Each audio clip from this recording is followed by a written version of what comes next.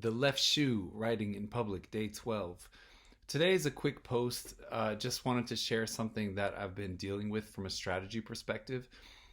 My day job is digital marketing, and it's all about understanding your audience first and then creating products and communications and things like that that match your customer need. I've approached this story concept completely the opposite. One of the big challenges I have is that with children's books, what I've learned is that the first question anyone asks is, what age range are you targeting? And typically it's between 4 to 8. There's usually about a 4 to 8 bucket. And then, 8 to 12 or I guess that would be it. I guess once you get beyond that, it's beyond what I would consider children's books. And that's a challenge for me because in my case, the visual style that I've chosen, for any of you who have seen the draft and seen some of the content, would skew younger. But then the content itself is a little bit more mature, where we're talking about things like racism and misinformation, a little bit religion, things like this, things that might be a little heavy for a 5-year-old. My thought process is that the rhyming structure can then help make that more digestible, based on, even if kids don't fully understand the meaning, they might fall in love with the visual and with the rhyme and the rhythm and all that. And so in my head, I would imagine a book that can be an educational tool where parents could enjoy reading it to their children and be able to explain things and give context. Same in schools. So I realize I'm getting into a very niche market now when I start thinking like that. But at the same time, maybe missing any actual market that exists for children's books. So that is a gamble that I'm taking.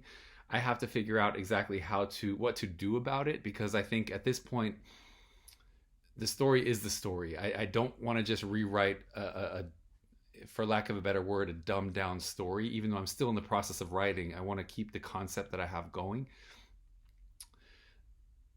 The visual style could certainly change, but even still, even if we made it a bit more for an older audience, I still think maybe at age 9, 10, 11, maybe people are thinking rhyming is below me. I don't know.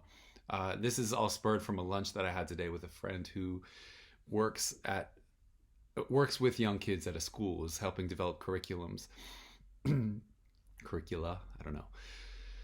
So I think I'm going to pick her brain more.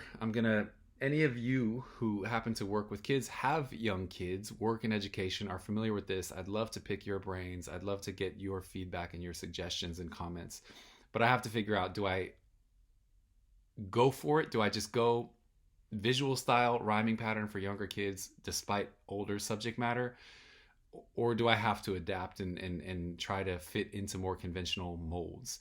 That's something that I've had in my head for the last 2 years since I've really been working on this. And I don't have a resolution yet.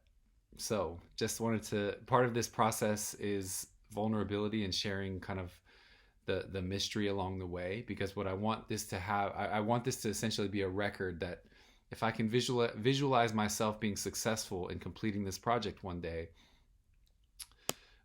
I would love to be able to encourage people by sharing the journey of all the things that weren't clear during the process. Because usually once you're exposed to someone and it feels like they're a finished project, I've touched on this before, but it feels like they're sort of a finished product, you don't know how. And so this is kind of a real life, real time documentation of all the mysteries and the struggles and the things we don't know, trying to navigate our way forward.